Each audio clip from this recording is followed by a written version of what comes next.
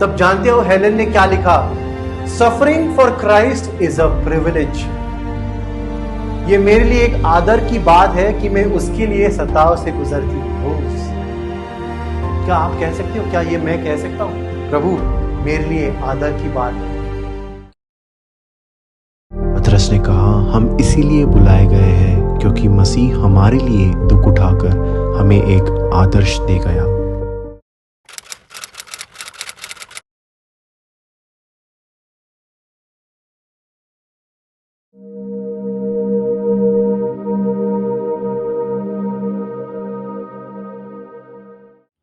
हम सब अपनी अपनी बाइबल में से निर्गमन खोलेंगे, एक्सोडस चैप्टर नंबर 23, एंड हम सब इसके 27वें वचन से आगे पढ़ने जा रहे हैं। तो मैं आपको रिक्वेस्ट करता हूं, हम सब पहले इसे खोल लें, अपनी अपनी बाइबल में हम इसे खोल लें।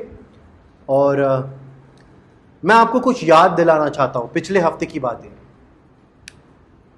आपको याद होगा पिछले हफ्ते में हमने एक बात सीखी थी, है ना? It was about suffering.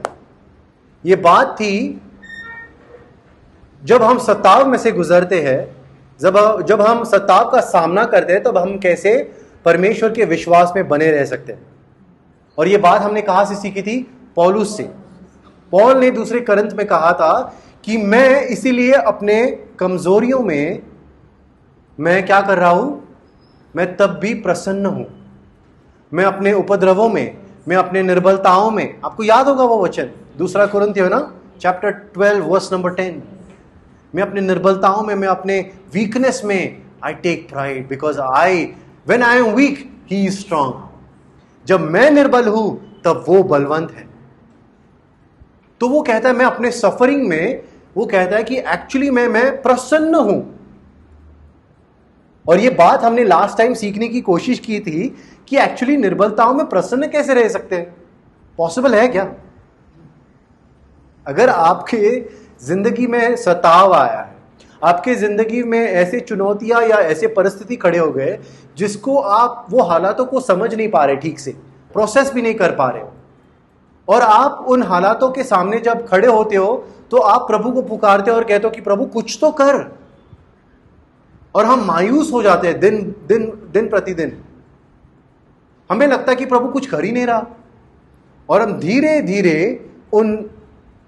उन सताव की चीजों पर इतना मनन करते हैं, इतना अध्ययन करते हैं कि क्या होता है कि हम लिटरली हम मायूस होने लगते हैं। किसी भाई ने आपको पूछा, किसी दोस्त ने आपको पूछा तू कैसा है, तो हम कहते हैं हाँ आज ठीक हूं। फिर उसके बाद कुछ दिन के बाद किसी ने पूछा, आपके हालात मान लो और खराब हो गए।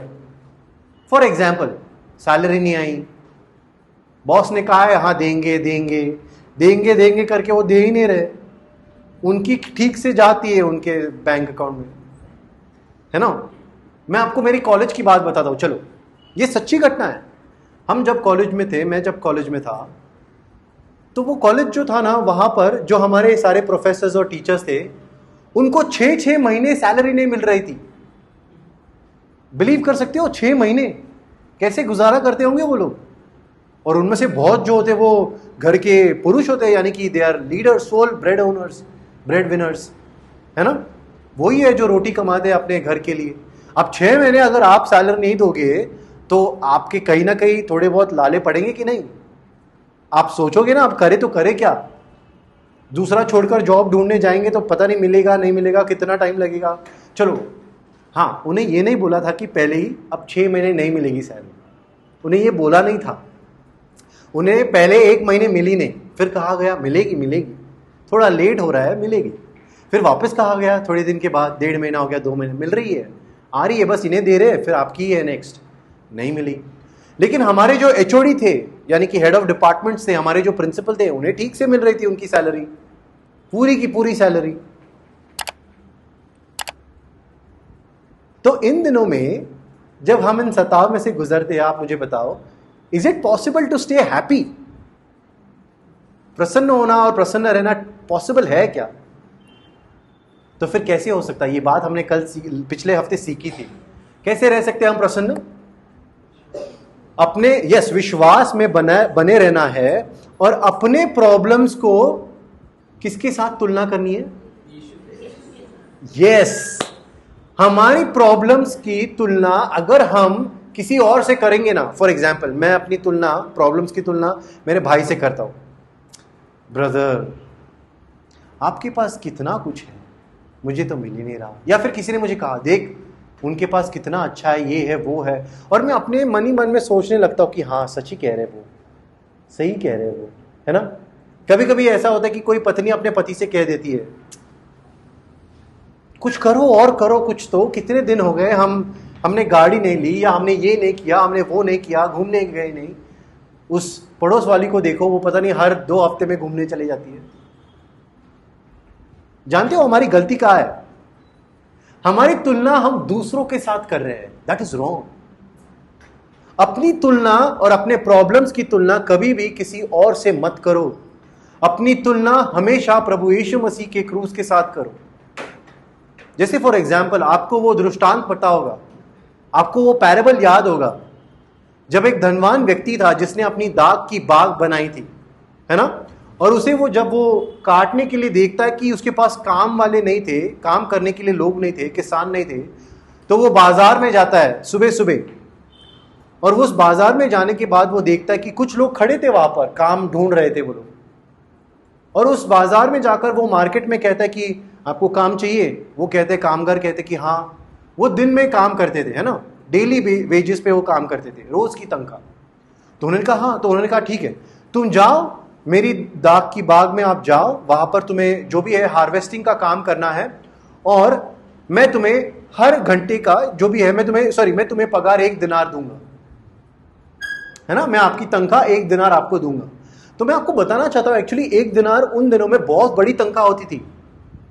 एक्चुअली एक रोमी जो सिपाही था ना, उन दिनों में रोमी सिपाही जो था, यहूदियों की बात नहीं कर रहा हूं मैं, रोम के सिपाही की एक तरह से वो तनख्वाह होती थी।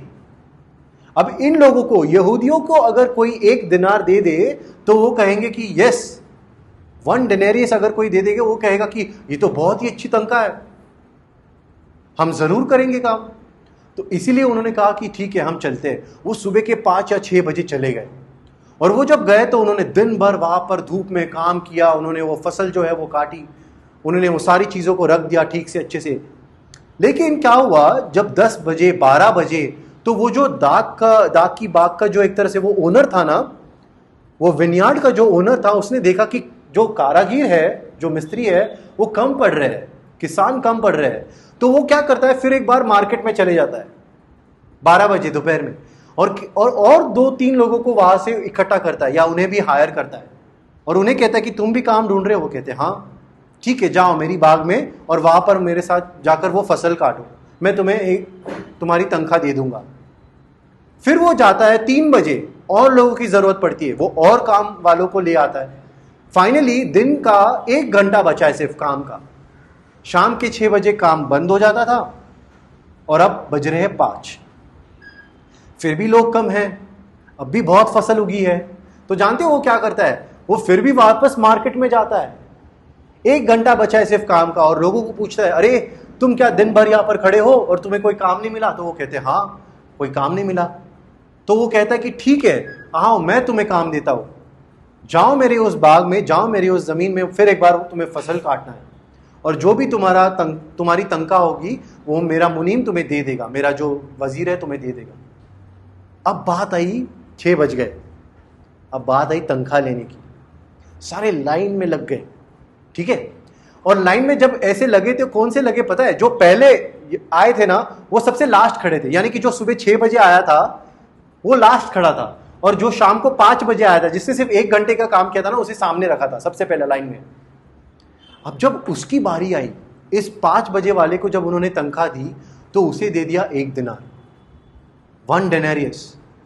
तो पीछे खड़े वाला जो लाइन में था ना, उसने ये बात देखी, अरे वाह इसको तो 1 दिनार मिल गया, इसको 1 घंटे का 1 दिनार मिलता है, तो मैंने तो 1 2 ऐसे वो गिनने लग गए। बोलते हमने तो 12 घंटे काम किए, वाह 12 दिनार, ये तो मतलब जैकपॉट लग गया हमें, ये कौन है ये, है ना, इतना धनवान व्यक्ति। अब ऐसी हुई बात कि वो लोग आए, उनकी बारी है, बड़े खुशी से कूदते कूदते आए, हाँ चलो तनख्वाह मिलेगी, घर जाएंगे, रोटी खाएंगे, अच्छे से सेलिब्रेट करेंगे आज। उन्हें जब उनकी तनख्वाह दी गई तो उन्हें भी मिला 1 दिनार।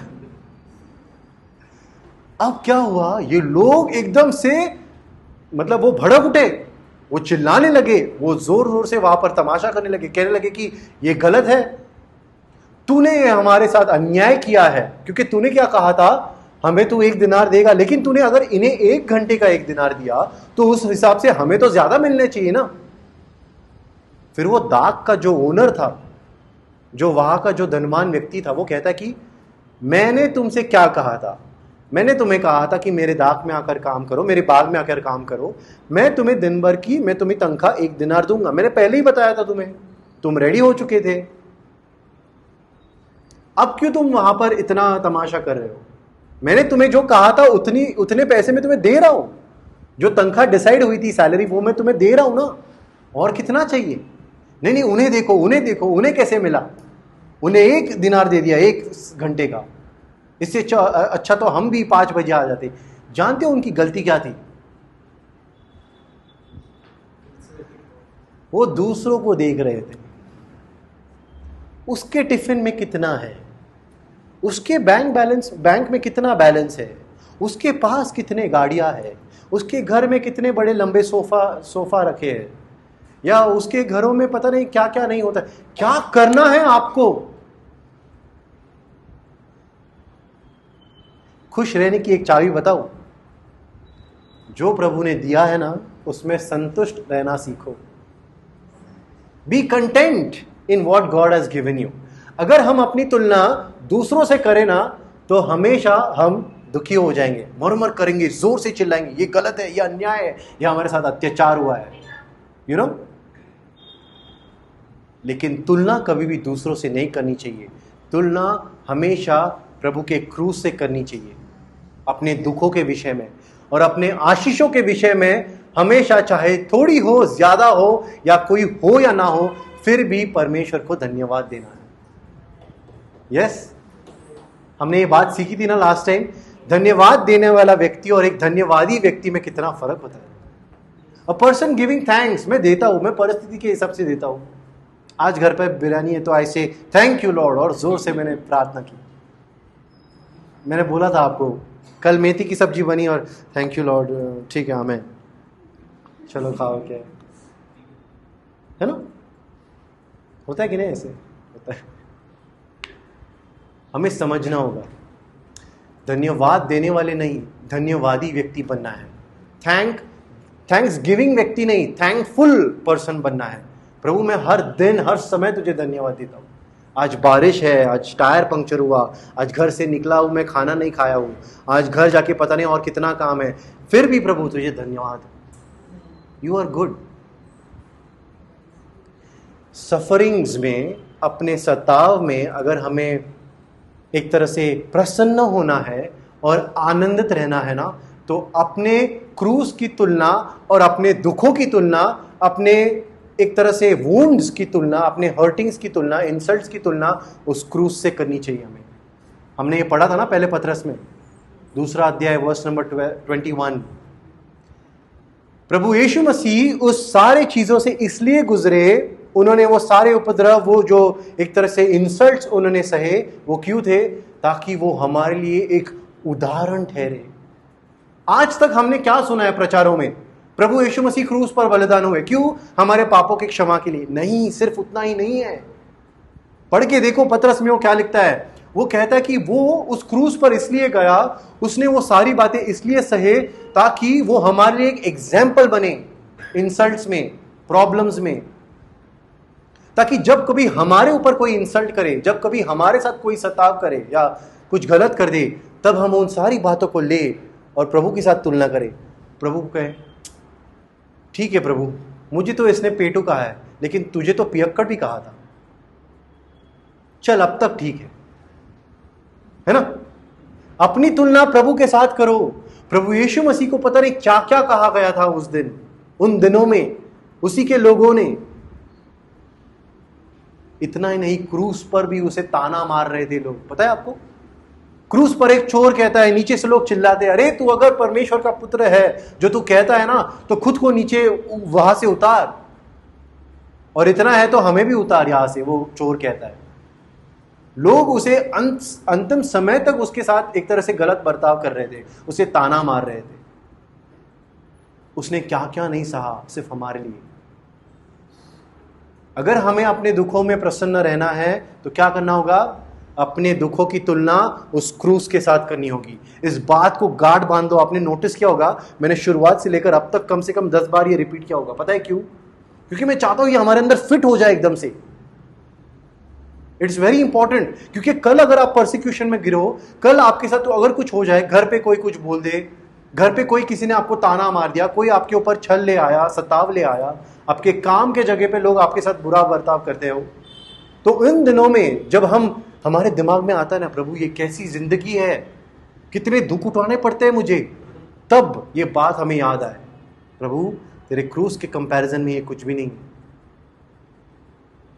अब मैं चाहता हूं कि हम सब निर्गमन खोलें, Exodus chapter number 23 and verse number 27 onwards, उसके 23वें वचन से आगे, 27वें वचन से आगे, सॉरी 23वां अध्याय और 27वें वचन से आगे। आइए, मैं चाहता हूं कि हम सब इसे बड़े ध्यान से पढ़ें। जितने लोगों के बीच तू जाएगा, उन सबों के मन में मैं अपना भय पहले से ऐसा समा दूंगा कि उनको व्याकुल कर दूंगा, और मैं तुझे सब शत्रुओं की पीठ दिखाऊंगा।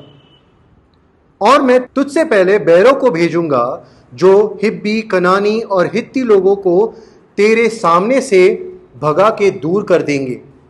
मैं उनको तेरे आगे से एक ही वर्ष में न निकालूंगा, ऐसा न हो कि देश उजाड़ हो जाए और बनैले पशु बढ़कर तुझसे दुख देने लगे। 30वां वचन, जब तक तू फूल फल कर देश को अपने अधिकार में न कर ले, तब तक मैं उन्हें तेरे आगे से थोड़ा थोड़ा करके निकालता रहूंगा। मैं चाहता हूं इस वचन को अगर हो सके तो आप अंडरलाइन करो। मैं उन शत्रुओं को, मैं उन देशों को तेरे सामने से थोड़ा थोड़ा करके निकालूंगा। जानते हो इंग्लिश में कैसे लिखा है? I read it for you. See, वो कहता है कि little by little I will drive them out, one at a time before you, until you have increased enough to take possession of the land. जब तक तुम फूल फल कर बड़े ना हो जाओ या बलवंत ना हो जाओ, वो इज़राइल से कहता है ये बातें परमेश्वर, तब तक तेरे शत्रुओं को मैं तेरे सामने से एक एक एक एक करके निकालूंगा।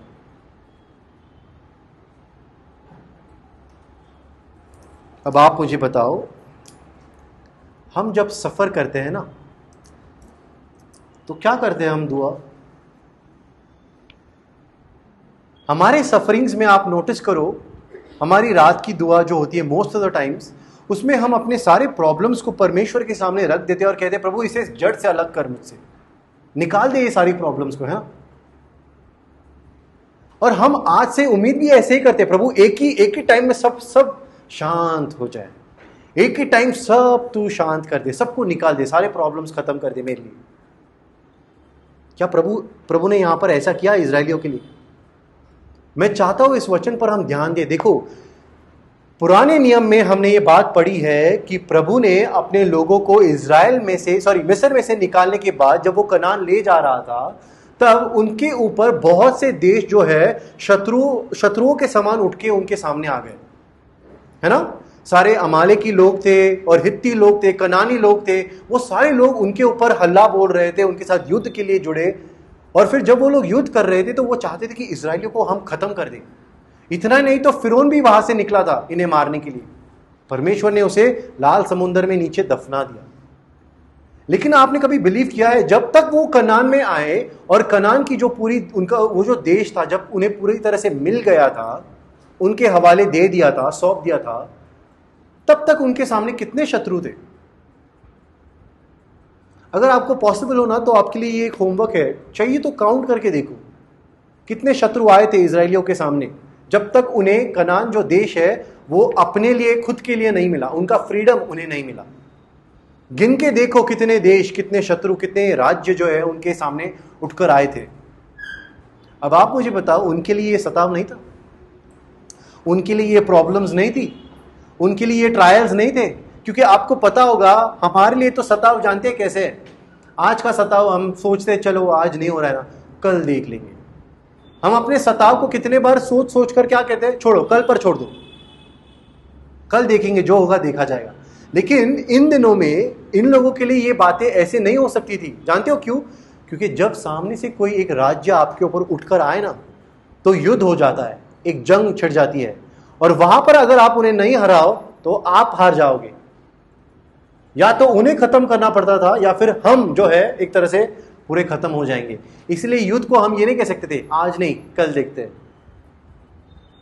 हमारे आजकल के युद्ध को हम क्या कर सकते हैं, बोल सकते हैं अरे आज ये प्रॉब्लम है, किसी ने फोन किया, ब्रदर क्या हुआ उसका, और अचानक से हमारे दिमाग में वो सारी बातें याद आई, वो टेंशन बढ़ गया। हमने कहा छोड़ो यार कल देखते हैं, हम आज ऑलरेडी बहुत प्रॉब्लम्स।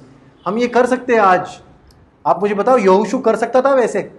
सामने से हित्ती लोग आ गए, सामने से अमालेकी लोग आ गए, तो क्या कर सकता है वो ऐसे? अरे उतरना पड़ता होगा, लड़ना पड़ता होगा। अब आप मुझे बताइए, हमारे जीवन में भी जब प्रॉब्लम्स आते हैं तो जानते हो सफरिंग्स में हम मायूस हो जाते हैं, और हमने आज ही सीखा कि हमें प्रसन्न रहना है उसमें। लेकिन हम जब दुआ करते हैं तो क्यों ऐसी दुआ करते हैं फिर प्रभु के सामने, प्रभु सारे प्रॉब्लम्स को हकाल दे या निकाल दे, खत्म कर दे तू बस। प्रभु ने कहा इजरायलियों को, मैं तुम्हारे सामने से उन सारे शत्रुओं को लिटिल बाय लिटिल, एक एक एक एक करके निकालूंगा। यानी कि यहोशू कहता होगा अच्छा मतलब इसके बाद और एक आएगा, ये बॉस के बाद एक और एक बॉस आएगा, इस मीटिंग के बाद एक और एक मीटिंग है, एक और प्रेजेंटेशन देना है, अरे बाप रे, है ना? यस, ये परिस्थिति है प्रभु, ये तो निकल जाएगी, एक और आएगी। यस, प्रभु ने क्या कहा, ये सारी चीजों को मैं तुम्हारे सामने से एक एक एक करके क्यों निकाल रहा हूं, ताकि तुम फूल फल कर उसमें बलवंत हो जाओ। पढ़ो वो वचन, 30वां वचन, उसमें क्या लिखा है, आई एम डूइंग दिस, मैं तुम्हारे बीच में ये सारे शत्रुओं को थोड़ा थोड़ा करके क्यों निकालूंगा, ताकि तुम फूल फल कर एक तरह से बलवंत हो जाओ। आपके जिंदगी में भी कभी कभी परमेश्वर की ओर से हमारे जिंदगी में कभी भी सताव अगर आप देखते हो ना, तो क्यों होता है जानते हो? और परमेश्वर उसे एक एक एक करके क्यों निकालता है पता है? क्योंकि वो हमारे अंदर वो काम कर रहा है, वो हमें बड़ा कर रहा है, अंदर हमारे विश्वास में कार्य कर रहा है। वो हम फूल फल कर एक तरह से विश्वास में और बलवंत हो जाए, है ना?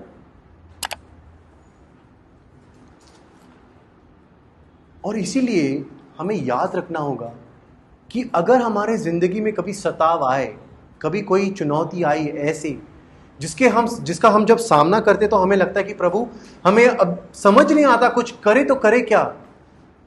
जानते हो उन दिनों में दुआ में ज्यादा बढ़ना चाहिए। अब उन दिनों में आप कहोगे ब्रदर दुआ तो होती नहीं है एक्चुअली, है ना? होती है क्या?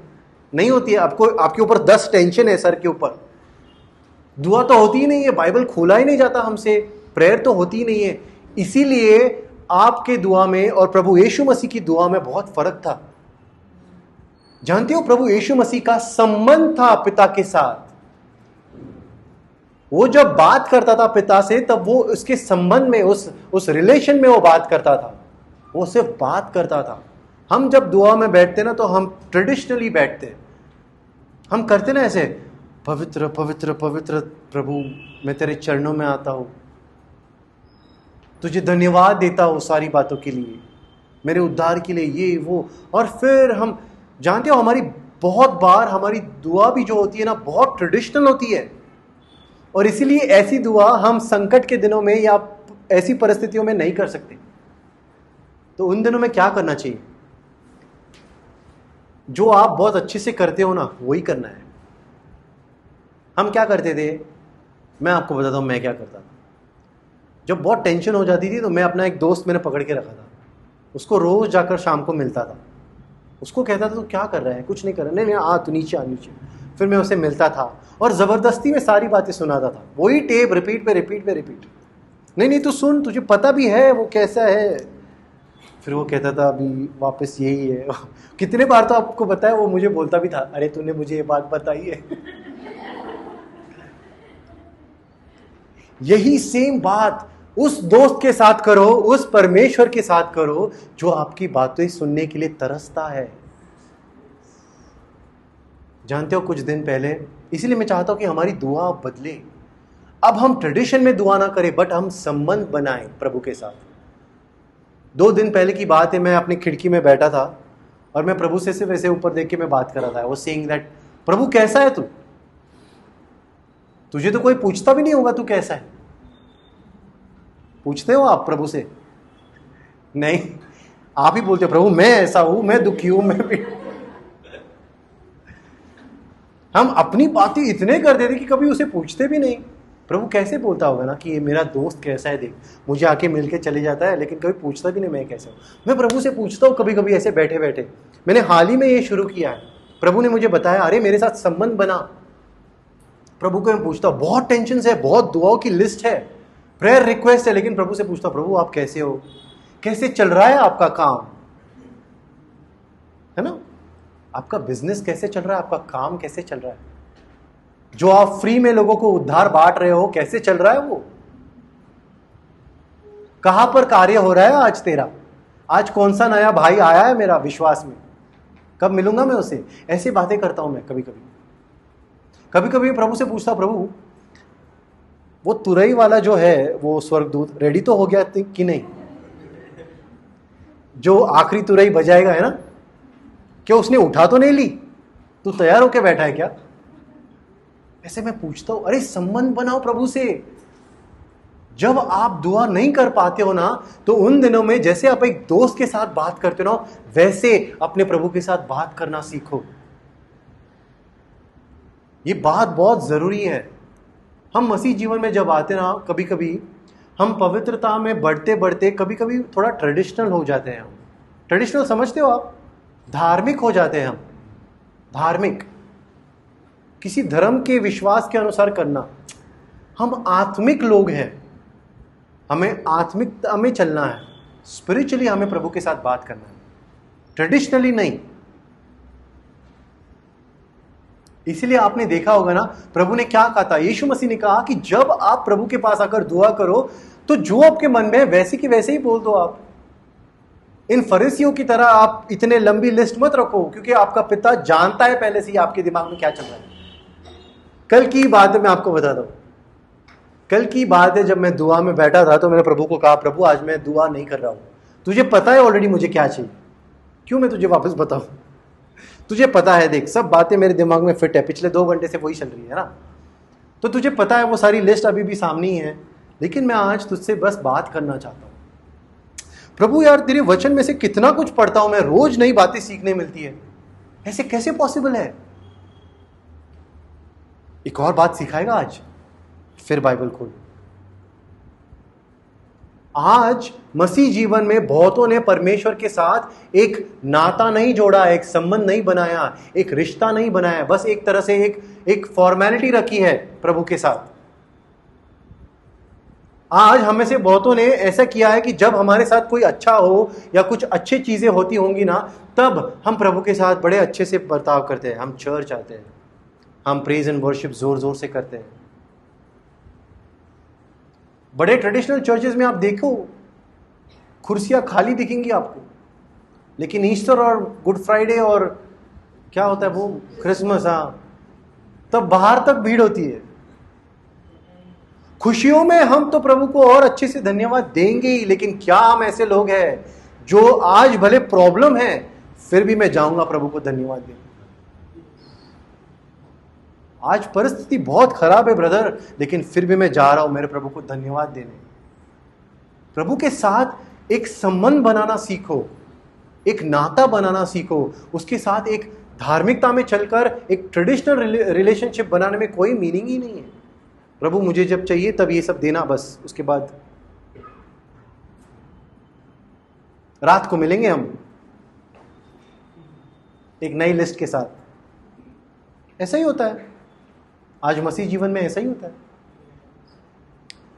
आपको पता है, आपके जीवन में जब प्रभु सताव ले आता है या किसी प्रकार की एक सफरिंग ले आता है, उसके पीछे कोई कारण होता है। परमेश्वर हमारे जिंदगी में से कुछ ना कुछ बदलना चाहता है। आपने और मैंने कल सीखा था बाइबल स्टडी में, वो पत्थर को क्या कर रहा था, वहां पर वो कट कर रहा था नीचे, ताकि वो जब ऊपर ले आए तो वो एकदम अच्छे से फिट हो जाए। तो यहां पर हैमरिंग होगी हमारे ऊपर, यहां पर सताव होगा, यहां पर एक तरह से फाइलिंग होगी, सताव होगा, भट्टी में से डालेंगे हमें ताकि हम और अच्छे से तंदुरुस्त बनकर या बलवंत होकर बाहर निकले, विश्वास में हम और ज्यादा बलवंत बने। क्यों जरूरी है ये? प्रभु हम पर ये काम करता है, इसलिए हमारे जीवन में कई बार सताव होते हैं। इसलिए मैं आपसे आज ये विनती करना चाहता हूं, आज से ये मत कहो प्रभु क्या मेरी जिंदगी है, क्या प्रॉब्लम्स है, बल्कि ये कहो प्रभु पौल ने जैसे कहा था ना तेरे वचन में, उसी तरह मुझे भी प्रसन्न रहना सिखा मेरी सताव में। अगर आपको लगता है ये बात सिर्फ पौल ने कही तो आप गलत हो। ये बात प्रभु यीशु मसीह ने कही, ये बात पतरस ने कही, ये बात याकूब ने भी कही थी। वो कहता है कि अपने सताव में आप आनंदित रहो, प्रसन्न रहो। इनफैक्ट वो कहता है कि रिजॉइस इन योर सफरिंग। आइए वो वचन पढ़े हम सब खोलेंगे याकूब का लेटर जो है वो इब्रानियों के बाद आता है, नए नियम में पतरस से पहले पतरस से पहले ही आता है। याकूब की किताब उसका पहला अध्याय, और हम सब उसके दूसरे और तीसरे वचन को पढ़ेंगे। Please see what James says here. यहां पर याकूब देखो क्या लिखता है। याकूब की किताब उसका पहला अध्याय और उसका दूसरा और तीसरा वचन देखो, उसमें याकूब ने क्या कहा। James chapter number 1 verse number 2 and 3। हम सब रुकेंगे, सब खोल लीजिए। Yes, you all open. Hebrews के बाद आता है ये, और पहले पतरस से पहले।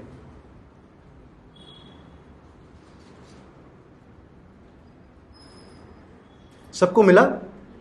यस। आइए चलो हम सब इसे एक साथ पढ़े। याकूब का पहला अध्याय दूसरा और तीसरा वचन। हे मेरे भाइयों, जब तुम नाना प्रकार की परीक्षाओं में पढ़ो तो इसको पूरे आनंद की बात समझो, ये जानकर कि तुम्हारे विश्वास के परखे जाने से धीरज उत्पन्न होता है। क्या कह रहा है याकूब? जब तुम नाना प्रकार के परीक्षाओं में पढ़ो तो वो कहता है कि इसमें आनंदित रहो, आनंद मानो, समझो। क्या आप और मैं रिजॉइस करते हैं? नहीं करते ना practically.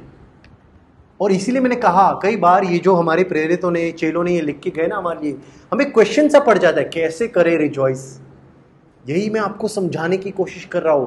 Take your sufferings, compare it with the cross. अपने दुखों को उसके दुखों के साथ तुलना करके देखो, हमारे दुख कुछ भी नहीं है, और उसी वक्त आपको आनंद आएगा। You will rejoice. एक और वचन अगर आपको चाहिए तो मैं बताता हूं, जहां पर प्रभु यीशु मसीह ने कहा, धन्य है वे और धन्य हो तुम यदि तुम मेरे लिए और धार्मिकता के विषय के लिए क्या होते हो, तुम्हारा सताव होता है तो। Rejoice, he said, if you are suffering for righteousness.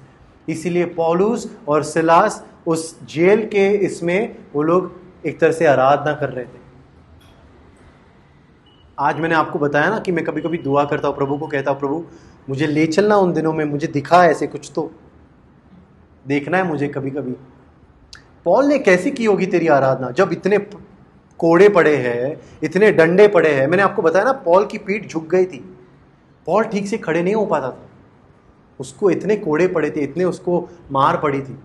अब ऐसा व्यक्ति जिसके हाथों में उन्होंने ये हैंडकफ्स डाल दिए हैं, या एक तरह से उसने उन्हें बांध दिया है अंदर, फिर भी ये सिलास को कहता है चल, 12 बजे तो क्या हुआ, खाना नहीं खाया तो क्या हुआ, पीने के लिए पानी नहीं है तो क्या हुआ, और गटर की बदबू आ रही है तो क्या हुआ, यहां पर लाइट नहीं है, मच्छर काट रहे तो क्या हुआ, एसी नहीं है तो क्या हुआ। उसकी आराधना करें। आप में से कितने लोग हैं जब लाइट जाती यू वर्शिप द लॉर्ड?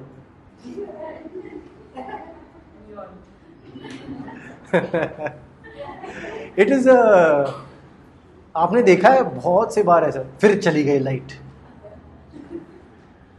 है ना, फिर कैंडल ढूंढो, फिर अगरबत्ती नहीं, सॉरी वो क्या बोलते हैं उसको, मैच बॉक्स नहीं मिल रहा है, फिर गैस के यहां पर गए, फिर लाइटर नहीं मिल रहा है, और आपने सब कुछ कर दिया, उतने में लाइट आ गई,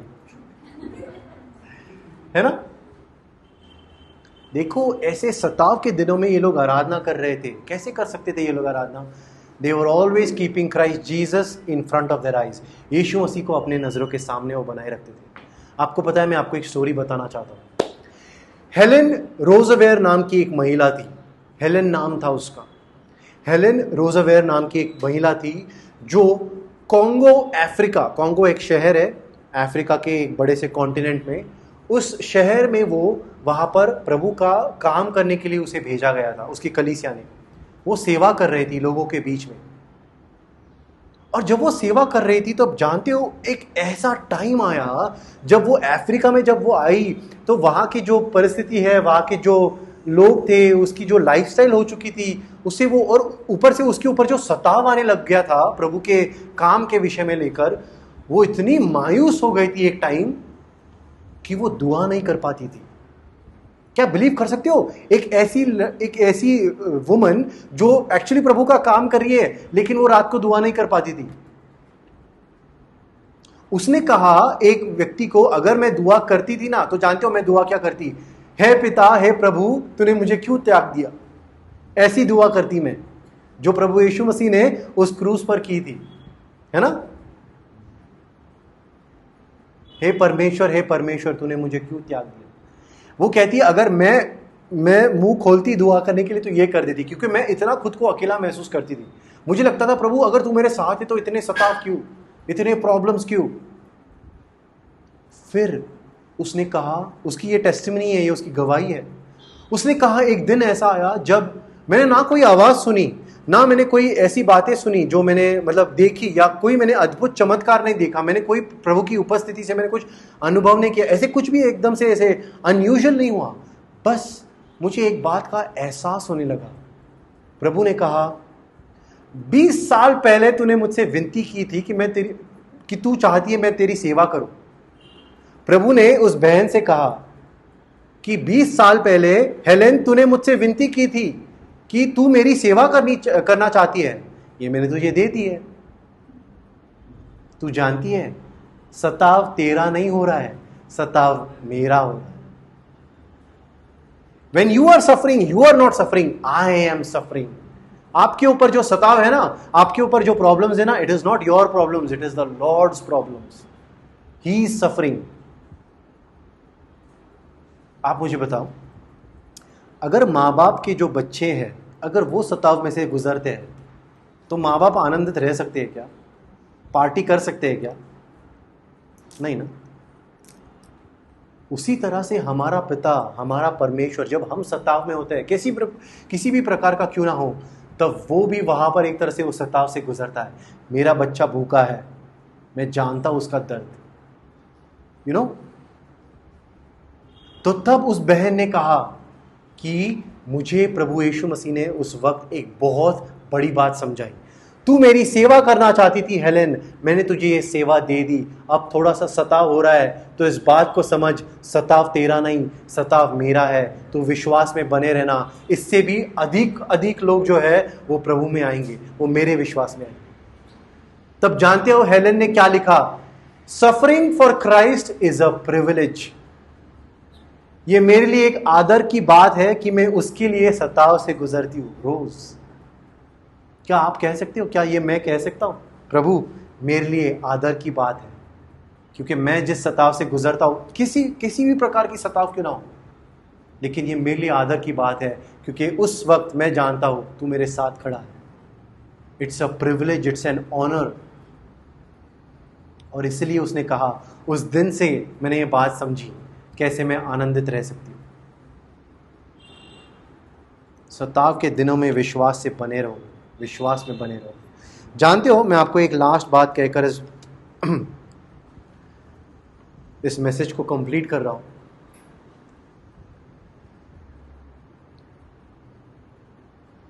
राहाब थी, रूथ थी, तमार नाम की एक महिला थी।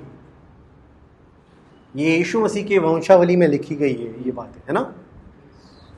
Matthews chapter number 1। कई बार आप जब किसी और को बाइबल दोगे ना, तो कई बार हम में से बहुतों ने ये जाना है कि हम देते वक्त उन्हें क्या कहते कि आगे से पढ़ना, जीनियोलॉजी स्किप कर दो। हम भी मसीह लोग स्किप कर देते हैं, दूसरों का जाने दो, हम भी स्किप कर देते क्योंकि ये बहुत पढ़ना बहुत डिफिकल्ट सा होता है। नाहोर से ये कि कुछ तो नाम हमें पढ़ने भी नहीं आते, तो हम स्किप कर देते।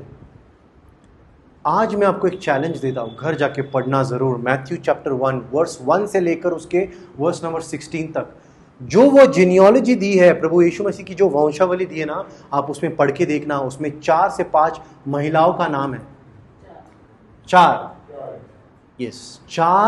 वुमेन्स का नाम है, बहनों के नाम है। सबसे पहली जो थी उसका नाम है तमार, दूसरी जो थी उसका नाम था राहाब, तीसरी जो है उसका नाम है रूथ, और उसके बाद जो है वो है Bathsheba. Do you know this? ये क्यों लिखे गए हैं? फिर हम में से बहुतों को लगता है कि जीनियोलॉजी, वंशावली तो कुछ काम की नहीं है।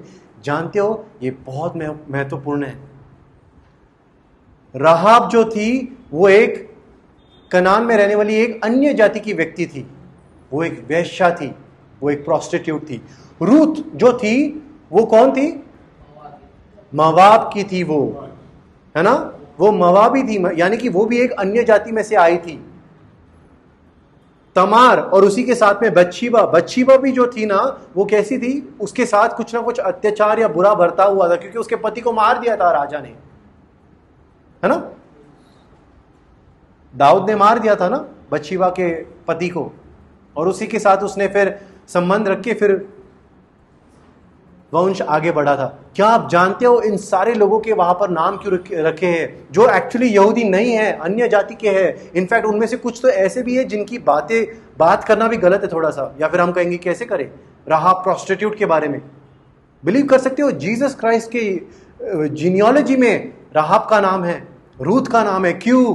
क्योंकि वो बताना चाहता था कि मैं उन सब का मसीहा हूं जो मेरे ऊपर विश्वास रखे, चाहे आप अन्य जाति के हो, यहूदी हो, चाहे आप राहाब की तरह एक वेश्या क्यों ना हो, या चाहे आप ऐसे भटके हुए रूथ की तरह मवाबी क्यों ना हो। आप कोई भी हो, मैं आप सबका मसीहा हूं, मैं आप सबका उद्धार करता हूं। He was trying to show that I have come not just for the Jews but for everyone, है ना। हमें याद रखना होगा, रोज परमेश्वर के वचन से खुद को भरना सीखो, और प्रभु के साथ अब एक ट्रेडिशनल रीति से एक रिश्ता बनाने के अलावा एक नाता या एक संबंध बनाने की कोशिश करो, एक ट्रू रिलेशनशिप, एक फ्रेंडशिप बनाने की कोशिश करो। उठते बैठते उससे बातें करो, दुआ के अलावा उससे बात करना सीखो, चलते फिरते उससे बातें करो। लोग पागल भले आपको बोले तो भी चलेगा, है ना। मैंने ये बात भी कही थी एक बार, अरे दुनिया में बुद्धिमान होने से मसीह के लिए अगर हम पागल ठहरे ना, या कोई हमें बोले, वो ज्यादा अच्छा है। आजकल वाइज मैन कैसे होते थे? शांत बैठा है, लगता है बहुत बुद्धिमान है, कम बात करता है। लेकिन आपको पता है, आप मसीह के साथ जब नाता जोड़ोगे ना, तो आप अपने आप उसके साथ बात करने लगोगे, आपको पता भी नहीं चलेगा आप कहाँ पर हो, कहाँ बैठे हो, कहाँ जा रहे हो, आप उसके साथ बात कर रहे हो। ये क्यों ज़रूरी है? क्योंकि अगर हम उसके साथ बने रहे, हम उसके साथ जुड़े रहे, तो हम अपने हर एक सताव में उसके क्रूस को याद कर सकते हैं और उसमें आनंदित और प्रसन्नित रह सकते हैं। क्यों? कि प्रभु ने कहा था इजरायलियों को, तुम्हारे सामने से एक एक राष्ट्र में एक एक करके निकालूंगा, सब नहीं, ताकि तुम उसमें बलवंत होके बाहर आओ, तुम उसमें एक तरह से क्या हो, स्ट्रांग हो जाओ। फिर एक बार आपको कहना चाहता हूं, आज ये बंद हो गई है, कब खुलेगी फिर? कल शाम खुलेगी ना? यस, खुलेगी।